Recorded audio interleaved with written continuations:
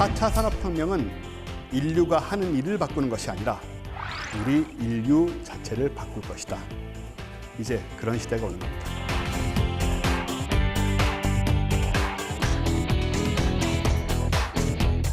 과학과 사람들 원정우입니다. 4차 산업혁명, 우리가 굉장히 익숙하게 듣고 있는 말인데 아직도 정확하게 무슨 의미인지 좀 불분명하죠. 그래서 저는 오늘 이 4차 산업혁명과 그 이전의 이 산업혁명들에 대해서 과학기술의 발달사라는 측면에서 좀 얘기를 드리려고 합니다. 일단 산업혁명이란 것은 말 그대로 이제 산업의 혁명이 일어난 건데, 여기서 중요한 것은 단지 산업기술만 바뀐 게 아니라 기술 혁신에 따라서 생활이라던가 사회 구조, 그리고 심지어는 우리들의 가치관까지 변한 그런 경우를 아마 산업혁명이라고 말할 수 있을 것 같아요. 첫 번째와 두 번째 산업혁명은 동력이 끌어낸 산업혁명입니다. 인간의 육체적 능력, 그러니까 근육과 뼈의 힘 같은 거, 그런 것들을 수십 배, 수백 배, 심지어 수천 배 강화시킨 어떤 기술적인 혁명이 있었던 거고요. 3차와 4차 산업혁명에서는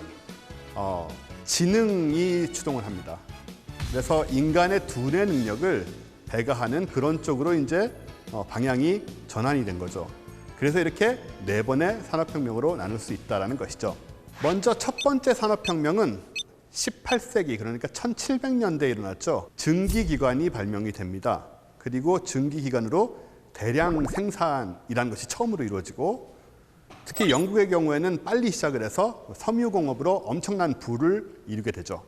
증기기관은 사실은 아주 새로운 원리는 아니었습니다. 이미 2000년 전에 고대 그리스에 헤론이라는 발명가가 있었는데, 이분이 증기의 원리를 가지고 재미있는 발명품들을 꽤나 만들었어요. 그 물을 끓이고 그 위에 공이 있습니다.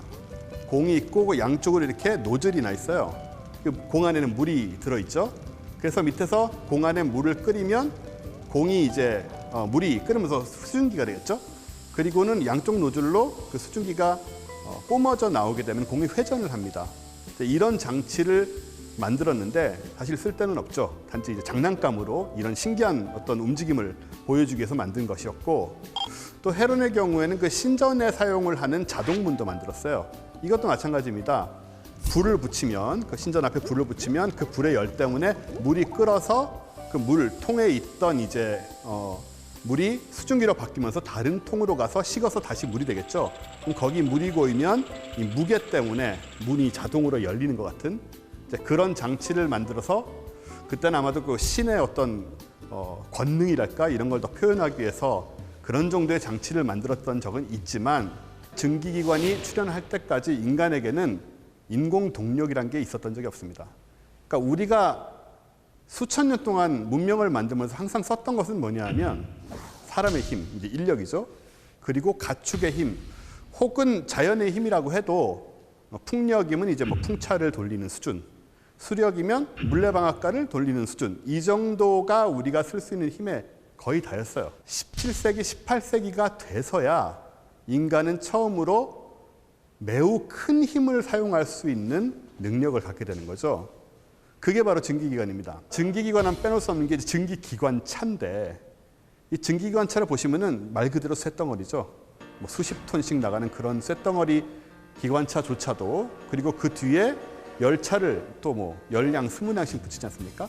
거기에 사람이 가득 차고 짐이 가득 차고 그것을 끌어갈 수 있는 힘이 증기기관이었기 때문에, 이걸 처음 만든 사람들에게는, 또 이걸 사용하기 시작한 사람들에게는 그야말로 엄청난 힘이었습니다. 이때 결국 인간은 우리가 가지고 있는 자연의 한계를 넘어서서 인공적인 동력을 사용하기 시작했고, 이런 상황에서 어떤 혁명적인 변화들이 일어나지 않을 수가 없죠. 그래서 영국 같은 경우에는 이런 증기기관과 거기에 부수된 산업의 도움으로 소위 말하는 해가 지지 않는 제국을 건설하게 됩니다. 산업적으로 얘기한다면 아마 소위 말하는 퍼스트 무버가 영국이었을 거예요. 가장 먼저 기술을 창안해서 가장 먼저 산업을 발전시켜서 가장 빨리 해외로 진출해서 많은 부를 이제 벌어들였죠. 이 같은 시기에 프랑스는 루이 14세, 15세, 소위 말하는 절대왕정 시대입니다. 그러니까 산업혁명이 한쪽에서 일어나는 동안에 한쪽에서는 이제 구시대의 체제를 답습하고 있는 그런 상황이었기 때문에 그래서 영국에 비해서 짧게는 수십 년, 길게는 100년 가까이 늦어지게 됩니다. 그 차이가 사실은 바로 영국을 해가 지지 않는 제국으로 만드는 동안 다른 유럽 국가들은 그걸 쫓아가는 그런 형태로 만들어버린 거죠. 두 번째 산업혁명은 19세기 말과 20세기 초에 걸쳐서 펼쳐지는데 이제 전기가 드디어 나타납니다. 전기는 이미 16세기, 17세기 때부터 이미 그 이전, 사실은 고대 그리스 때부터 마찰 전기라던가 이런 식으로 혹은 뭐 개구리 뒷다리를 움직이게 하는 그런 전기의 존재는 알고 있었는데 이걸 그럼 우리가 뭐 어디다 쓸 수 있느냐 그런 생각을 할 수 있는 시대는 아니었겠죠, 당시에는. 그러다 증기기관이 세상을 바꾸면서 이제 더 효율적인 에너지원, 동력원이 필요해진 거죠. 그러면서 나타난 게 전기입니다. 에디슨이 전기를 발명한 것이라고 생각하는 분들이 많은데 그것이 아니고 에디슨은 전기를 가지고 가장 당시에 활용도가 높았던 밤을 밝히는 이제 백열 전구를 만든 것이죠. 그런데 사실 이 사회를 정말로 바꾼 전기는 전구가 아니라 소위 말하는 전력 공급망입니다. 이제 일렉트리컬 그리드라고 얘기를 하는데 이건 뭐냐면 그냥 간단히 생각하시면 돼요. 우리 벽에 콘센트 있잖아요. 그겁니다. 그 얘기는 뭐냐면 어딘가에 발전소를 설치를 해서 송전탑을 세우고 전기를 보내서 우리 각 가정까지 다 연결을 시켜놨다. 망을 만들어놨다는 그런 의미가 되겠죠. 그래서 우리는 지금 간단하게 콘센트에 플러그만 꽂으면 웬만한 물건을 다 사용할 수가 있습니다. 하지만 증기기관 시대에는 그게 아니었죠. 증기기관의 에너지란 거는 전기처럼 저렇게 보내질 수 있는 게 아니잖아요. 그래서 공장을 만들 때도 공장 하나하나에 뒤에다가 거대한 증기기관을 만들고 거기에 누군가가 이제 석탄을 수검댕이 막 묻으면서 석탄을 다 이렇게 삽으로 부어놓고 있는 그런 공장 시대였던 거죠. 그러니 생각해 보시면 얼마나 그 공장이 더러웠고 매연이 심했겠으며 환경이 안 좋았고 게다가 돈도 굉장히 많이 들었을 겁니다. 증기기관을 이제 설치를 해야 되기 때문에 그런 모든 상황들을 바로 이 전력 공급망이 극복을 해줍니다. 증기를 가지고 힘을 낼 수는 있지만 예를 들어서 10cm씩 뭔가를 움직이게 한다. 이거는 증기기관으로는 꽤나 어려운 일이죠. 하지만 전기로는 그렇게 어려운 일이 아닙니다. 그래서 새로 생긴 20세기 초반의 공장들은 이 전기를 사용해서 굉장히 새로운 방식의 제조 공정을 창안을 하게 돼요. 그 대표적인 경우가 바로 헨리 포드의 포드 자동차 공장입니다. 이 헨리 포드가 공장에 도입했던 것은 소위 말하는 이제 우린 벨트 컨베이어 시스템 이런 말 들어보셨을 거예요. 어셈블리 라인이라고 얘기를 하는데 제가 이제 공장 노동자입니다. 옛날에 만약에 차를 만드는 경우라면 차를 만들기 위해서는 차의 장인이어야 됩니다, 제가. 그래서 타이어도 알아야 되고 엔진도 알아야 되고 뭐 문짝도 알아야 되고 그래서 네다섯 사람이 서가지고 그걸 이제 붙여서 이렇게 마치 우리 어떤 뭐 공작을 하듯이 그렇게 조립을 하는 그런 시스템으로 예전에는 뭔가를 만들었죠. 하지만 이렇게 하게 되면은 그 각각의 숙련공을 배출하기 위해서 너무나 오랜 시간이 걸릴 뿐만 아니고 공정 자체도 시간이 굉장히 길어지고 시간이 길어진다는 말은 제품을 만드는 속도가 늦어지기 때문에 그만큼 수익을 올릴 수 없다는 얘기가 되잖아요. 포드가 만든 것은 이런 겁니다. 벨트, 전기로 움직이는 벨트 위에 이제 부품이 지나가죠. 그러면 제가 해야 되는 건 뭐냐면 3번과 7번 나사를 조이는 겁니다. 그것만 하면 돼요, 저는. 그 다음 사람이 2번과 4번을 조이면 되겠죠? 그러면 제가 아무리 멍청해도 3번과 7번의 나사를 조이는 숙련공이 되는 것은 누구나 가능한 일이잖아요. 몇 달이나 해야 되는 것도 아니고 불과 몇 시간, 길게는 며칠이면 그 정도는 충분히 매우 빠르게 익숙해질 수 있습니다.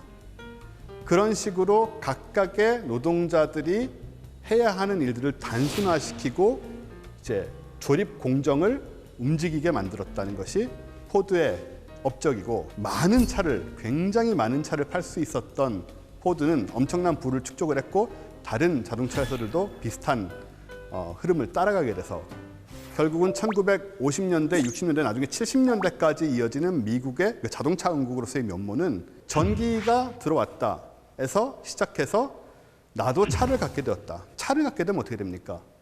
행동 반경이 넓어집니다. 행동 반경이 넓어진다는 말은 그만큼 여러 가지 의미에서 내수 시장이 커진다는 얘기입니다. 여기 가서 저거 사고 저기 가서 이거 사고 뭐 놀러 다니고 휘발유도 써야 되고 기타 등등 그런 식으로 사회의 구조나 가치관이나 이런 것들을 조금씩 변형했다는 거죠. 그런 의미에서 이제 두 번째 산업혁명이라고 우리가 얘기를 할 수 있을 것 같고요. 그리고 3차 산업혁명은 동력이 아니라 지능이 등장을 합니다. 그러니까 컴퓨터가 퍼지기 시작한 때가 바로 1970년대죠. 그래서 이때쯤 돼서는 여러 가지 상황들에서 컴퓨터가 실제로 작동을 하기 시작한 때입니다. 이 컴퓨터가 보급이 되기 시작하고 우리가 도스 이런 걸 사용해가지고 이제 조금씩 개인이 컴퓨터를 쓰기 시작을 했고 그런 다음에 윈도우즈가 등장을 하죠. 그래서 더 이상 명령어를 몰라도 마우스만 가지고 컴퓨터를 사용할 수 있게 되면서 진정한 가정에서의 혹은 사무실에서의 개인용 컴퓨터 혁명이 일어나게 됩니다. 처음에는 아주 간단한 용도로만 쓰다가 지금은 웬만한 일은 컴퓨터로 다 처리를 하고 있고 저 컴퓨터들이 전부 인터넷으로 연결이 돼서 전산망을 구축을 하고 있죠. 그런 시대를 우리는 살고 있고 이 시대를 아마 3차 산업혁명 시대라고 얘기할 수 있을 것 같아요. 그리고 이 3차 산업혁명 시대의 끝물이라고 할 수 있는 시점에 무엇이 나오냐 하면 바로 스마트폰이 등장을 합니다. 스마트폰에 대해서 너무 이제 우리가 익숙하기 때문에 그 기술적인 의미라든가 이런 거를 잘 생각하지 않는 경우가 많은데 사실은 스마트폰은 전화기가 아니고 컴퓨터입니다. 그러니까는 3차 산업혁명 컴퓨터혁명의 연장선상이라고 봐야 돼요. 전화 기능은 이 작은 컴퓨터에 붙어있는 하나의 기능에 불과하죠. 인터넷 연결부터 시작해서 웬만한 일을 다들 스마트폰으로 하고 계실 겁니다. 게임도 하고 있고 그래서 어떨 때는 큰 컴퓨터가 필요가 없는 게 아니냐는 생각을 하는 경우도 있죠. 그럼에도 불구하고 이것이 전화기라는 느낌으로 등장을 했기 때문에 어차피 전화기를 다 쓰고 있던 우리들은 아무 부담 없이 그 훨씬 커진 물론 화면이 있기 때문에 큰 게 좋긴 합니다만은 스마트폰을 금방 우리 생활로 받아들였습니다. 그래서 우리는 누구나 거의 누구나 스마트폰을 지금 들고 쓰고 살고 있습니다. 그리고 이 스마트폰의 능력은 20년 전, 30년 전에 슈퍼컴퓨터와 맞먹습니다.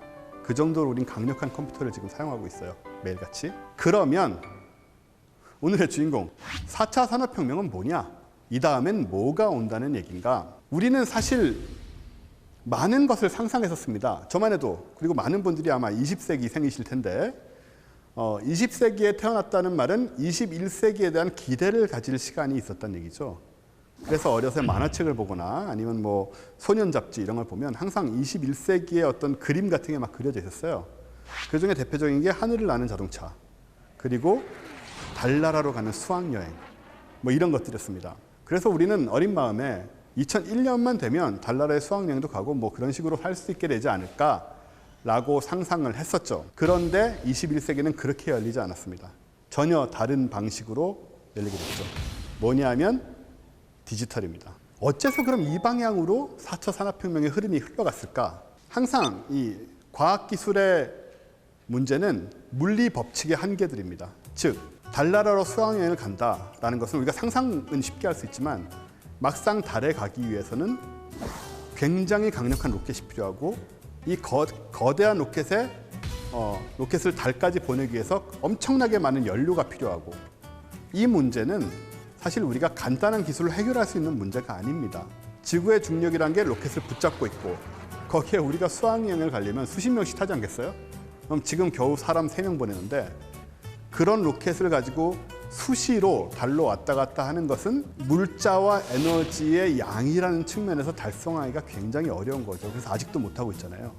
1970년대 초 아폴로 계획 이후에 아직도 인간이 달에 한 번도 다시 간 적이 없거든요. 하지만 디지털이라면 어떤가? 컴퓨터망은 이미 구축이 되고 있었습니다. 3차 산업혁명 시대에. 그리고 인터넷망도 우리가 생각도 못한 정도의 속도로 빨라지기 시작을 했어요. 그렇다고 한다면 이 컴퓨터들을 연결해서 우리가 비록 원했던 하늘을 나는 자동차, 뭐 호버보드 이런 것들은 아니지만 그와는 다른 형태의 새로운 시대를 만들 수 있지 않은가. 4차 산업혁명이란 건 바로 이겁니다. 컴퓨터를 통해서 디지털을 통해서 모든 것을 연결해서 자동화시키자. 이게 4차 산업혁명의 한 문장으로 표현할 수 있는 4차 산업혁명의 뜻일 수도 있어요. 그래서 우리는 지난 몇 년간 봐왔습니다. 그 화제였던 알파고를 다 기억하실 거예요. 인공지능의 힘이 절대로 인간을 이길 수 없을 거라고 봤던 영역인 바둑에서 너무나 쉽게 인간을 이겨버렸습니다. 그리고 아직 많이 쓰고 있지는 않지만 가상현실 시스템들, 지금 뭐 게임기 용으로는 나오기 시작하는데 굉장히 많은 회사들에서 구글이라든가 뭐 인텔이라든가 마이크로소프트라든가 이런 회사들에서 가상현실 기술, 뭐 VR, AR 쪽에 굉장히 많은 투자를 하고 있습니다, 지금. 그리고 또 하나는 역시 강조하지 않을 수 없는 이 네트워크 연결 속도. 속도라는 것은 굉장히 중요합니다. 왜냐하면 우리가 보통 그 뭐 옛날에 3G하고 지금 우리가 LTE는 4G죠. 그리고 곧 5G가 이제 상용화될 예정인데 보통 우리가 얘기할 때는 뭐 영화를 몇 분에 다운받을 수 있네, 뭐 몇 초에 다운받을 수 있네 이런 예를 드는데 사실 영화를 다운받는 속도는 전혀 중요한 게 아닙니다. 중요한 것은 데이터의 전송량인 거죠. 속도가 빠르면 그만큼 많은 데이터를 빨리 보낼 수가 있습니다. 그 얘기는 우리가 예를 들어서 게임을 하든 뭘 하든 가상현실 속에서 뭐 친구를 만나든 뭘 하든 간에 매우 선명한 영상과 훌륭한 소리와 현실과 거의 분간이 되지 않는 그런 경험을 서로 나눌 수 있다는 그런 의미가 되거든요. 그래서 굉장히 중요하고 여기에 이제 물론 당연히 소셜 네트워크들이 가세를 하게 됩니다. 맨체스터 유나이티드의 퍼거슨 감독은 SNS는 인생의 낭비라고 말씀을 하셨는데 이제는 그렇진 않은 것 같아요. 물론 뭐 잘못 쓰는 경우도 있겠지만 SNS는 기본적으로 우리 삶에 굉장히 필수적인 요소가 돼가고 있는 그런 느낌입니다. 그리고 또 하나의 축은 이제 소위 말하는 사물 인터넷이죠. 이런 것들이 서로 얽히고 설켜서 영향을 주고받으면서 만들어가는 세상이 바로 우리가 잘못 상상했던 하지만 지금 실제로 오고 있는 21세기의 모습이고 4차 산업혁명 시대의 모습인 거죠. 알파고가 이세돌 구단을 이길 때는 다들 보셨겠지만 그때 바둑도 모르면서 저도 막 이렇게 응원했거든요. 뭐 어떻게 하면 이기는지도 모르는데 그냥 옆에서 이긴다고 잘한다고 하니까 옆에서 인간 이겨라 하고 얘기했던 기억이 나는데 그 이후 얘기는 잘 모르실 거예요. 그 이후는 어떻게 흘러갔는가? 알파고는 계속 발전을 했습니다. 그래서 얼마 지나지 않아서 사실상 현실적인 이 세계 랭킹 1위였던 실제 세계 랭킹 1위였던 중국의 커제 구단을 3전 3승으로 꺾어버립니다. 사진을 찾아보시면 커제 구단이 우는 장면이 나와요. 거기서 우는 것은 커제가 졌기 때문이 아니고 이길 수 없다는 걸 느꼈기 때문입니다. 그렇게 다시 한번 그런 사태가 있었고요. 그런 다음에 알파고들이 점점 새 버전이 등장을 하면서 이제 2017년 12월에 나온 알파 제로, 알파 고를 뗐습니다. 고가 원래 바둑이란 뜻이잖아요, 영어로. 고를 뗀 알파 제로는 하루 만에 체스, 그리고 일본 장기인 소기, 그리고 바둑까지 다 마스터해버립니다. 그러니까 그때 4승 1패였죠. 한 번을 이세돌 구단이 이겼는데 그게 아마가 아니고 분명히 인간이 기계를 바둑으로 이긴 마지막 기록이 될 겁니다. 그래서 지금 새로운 알파고는 너무나 빠른 속도로 발전하고 있고 굉장히 다양한 역할을 할 수 있도록 준비를 하고 있는 상태고 아마도 머지않아서 우리 삶 속에 들어오게 될 것 같습니다.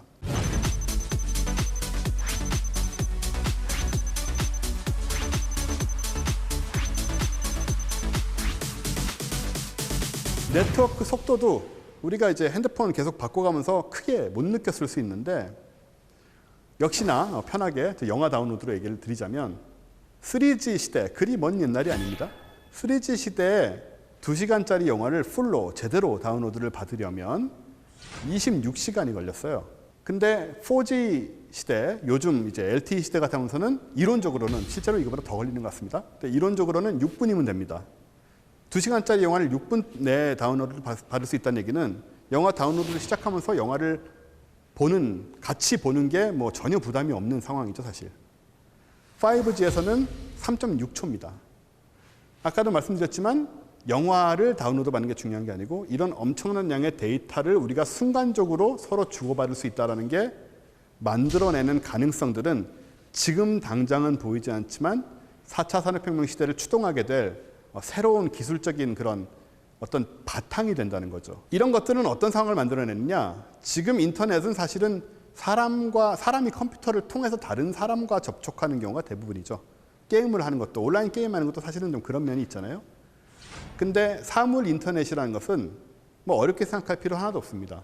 기계와 기계끼리 대화를 하는 겁니다.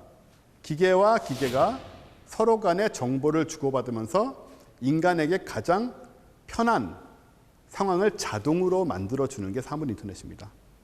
예컨대 아침에 일어나서 밖에 비가 오는지 아닌지 뭐 확인도 해야 되고, 더운지 추운지 확인도 해야 되고, 지금도 다 그러고 있잖아요. 옛날보다는 편하지만 뭐 스마트폰 보면 다 나오긴 하죠. 그런 것들을 일어나는 순간 컴퓨터가 전부 자동 제어를 해준다고 생각해 보세요.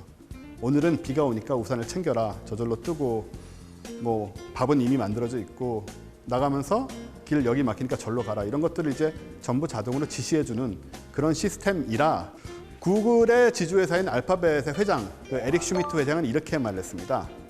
인터넷은 사라지게 될 것이다. 근데 진짜 없어진다는 말이 아니죠. 지금과 같은 인터넷이 일상적인 물체의 서비스의 일부가 되면서 마치 사라지는 것처럼 보이게 될 거다. 당신 존재의 일부가 될 것이다 라고 에릭 슈미트 회장이 얘기를 했습니다. 이게 바로 우리가 추구하는 4차 산업혁명 시대의 사물 인터넷, 그리고 자동화의 시대인 거죠. 그리고 이런 모든 것과 또 연결돼 있어서 우리가 무시할 수 없는 것이, 다들 그 포켓몬고 해보셨는지 모르겠습니다. 포켓몬고가 열풍일 때 굉장히, 제 주변에는 굉장히 그런 사람들이 많아서 포켓몬고를 통해서 평소에 전혀 안 하던 달리기, 뭐 걷기를 하루에 뭐 5km를 했네, 이런 사람들이 사실 제 주변에만 있는 게 아니고 전 세계적으로 굉장히 많았습니다. 근데 생각해 보시면 정말 놀라운 일인 게, 누가 우리한테 하루에 5km씩 강제로 걸으라고 하면 하겠습니까? 아무리 뭐 건강에 좋고 뭐라고 해도 힘듭니다. 근데 이 아무것도 아닌 그 게임에 참여를 하기 위해서 그 게으르던 사람들이 다 일어나서 하루에 5km, 10km를 걸어 다녔다라는 그 상황이 만들어내는 사회학적 의미가 분명히 있습니다. 우리나라에서는 처음에는 이제 속초에서만 잠깐 됐었잖아요. 그때 이제 제 주변에서는 속초에 그걸 잡으러 많이 갔었어요. 그때 속초의 시장님도 뭐 이렇게 포켓몬 잡으러 오세요 하고 막 이렇게 광고도 하고 그러셨는데, 그때 모 일간지에 제가 이런 기사를 본 적이 있어요. 속초에 가면 명태, 속초의 특산물이라고 하죠. 뭐 그런 것들을 먹으면서 속초 바다를 보고 이렇게 감상을 느끼고 올 것이지, 쓸데없는 게임이나 하고 온다라는 그런 글을 본 적이 있는데, 그분에게는 그런 세상이 맞는 세상이지만 앞으로는 그런 세상이 아닌 거죠. 사실은 포켓몬고를 통해서 포켓몬을 잡는 것도 속초의 바다를 즐기고 오는 것만큼이나 중요해지는, 즉 가치관이 바뀌어가는 겁니다. 이 사이버 세계라는 것 자체가 힘을 얻는 그런 시대는 아마 증강현실과 가상현실이 앞당겨 갈 것이다. 그래서 이런 것들이 인공지능이란 어떤 네트워크의 속도와 결합을 해서 이제 현실과 가상세계가 서로 계속 분간 없이 교류되는 그런 시대가 또 4차 산업혁명 시대고요. 그런 의미에서 한 가지 질문을 드려보겠습니다. 현재 세계에서 가장 큰 집단은 어디일까요? 나라로 따지면 중국입니다. 당연히 중국이고, 그 다음 인도고, 뭐 대충 우리가 아는 답이죠. 하지만 이 집단을 나라라든가 이런 것에 국한시키지 않는다면 그 답은 다름 아닌 페이스북입니다. 페이스북은 이미 회원수 20억을 넘었고요. 회원수 20억이라는 말은 전 세계를 통틀어서 세계 전체를 빼놓고 본다면 인류 역사상 가장 큰 커뮤니티가 구축이 된 겁니다. SNS의 힘, 이 힘이 지금까지 얘기 드린 그런 기술들과 결합을 해서 앞으로 만들어 나가는 세상이란 것은 우리가 예상하기 상당히 어려운, 굉장히 자동화되어 있고 편안하지만 한편으로는 우리가 예전에 갖고 있던 가치들과는 좀 달라진 세상에서 살 수밖에 없는 그런 것이 또 4차 산업혁명 시대다. 4차 산업혁명 시대의 결과 어떤 삶이 우리 앞에 펼쳐질 수 있는가는 아직 아무도 모릅니다. 그 아무도 모른다는 점 때문에 우리가 두려움을 갖기도 하지만, 한편으로는 그 점으로 인해서 기대를 가질 수도 있는 것이고요. 이 4차 산업혁명이라는 말보다 더 중요한 것은 앞으로 올 기술적인, 사회적인 가치관의 변화 그 자체고, 거기에 대해서 우리가 어떻게 받아들이고 또 적응해 나가고, 심지어는 그것을 더욱더 잘 활용해서 발전시켜 나갈 것이냐는 거겠죠. 마지막으로 다보스 포럼이라고 하는 세계 경제 포럼 창설자 클라우스 슈밥의 말을 인용하고 마치겠습니다. 4차 산업혁명은 인류가 하는 일을 바꾸는 것이 아니라 우리 인류 자체를 바꿀 것이다. 이제 그런 시대가 오는 겁니다. 감사합니다.